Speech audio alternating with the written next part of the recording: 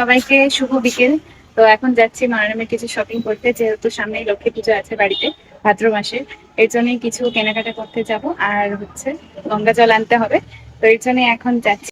তো চলো আজকের ব্লগটা এখান থেকে স্টার্ট করা যাক। বিকেল 5টা নাগাদ আমরা বেরিয়ে গেছিলাম বাড়ি থেকে। দেখো এখন একদম রোদও নেই খুব একটা, আর আকাশটা এরকম সুন্দর লাগছে। বাস থেকে জাস্ট ভিউটা এনজয় করছিলাম। বাস থেকে নেমেই চলে যাচ্ছি একদম নৈহাটি ফেরিঘাটের দিকে। আর তোমরা দেখতেই পাচ্ছ রাস্তাঘাটে এখন কতটা ক্রাউড আছে। আর এই রাস্তায় তো আমাদের সবার প্রিয় বড় মা আছে, তাই তোমাদেরকেও একবার দর্শন করিয়ে দিলাম।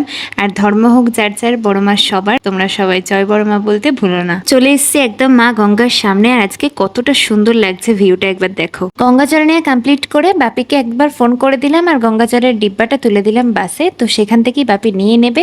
আর এখানেই বাজার কলকাতা হয়েছে নতুন, কে কে এসছো কিন্তু জানিও। আর তারপরেই খেয়ে নিলাম আমরা মাটন চর্বি একদম ঘুগনি গরম গরম। তারপর আমরা ঢুকেছিলাম একটা দোকানে, যেখানে ঠাকুরের সমস্ত জিনিসপত্র পাওয়া যায়। মার একটা কিছু নেওয়ার ছিল, ওখান থেকে মা একটা গামলা দেখছিল ঠাকুরের জন্য, যেহেতু সামনেই পুজো আছে। ফাইনালি সবকিছু দেখা কমপ্লিট করে মা একটা গামলা চুজ করলো, যেটা এই গামলাটা পিতলের।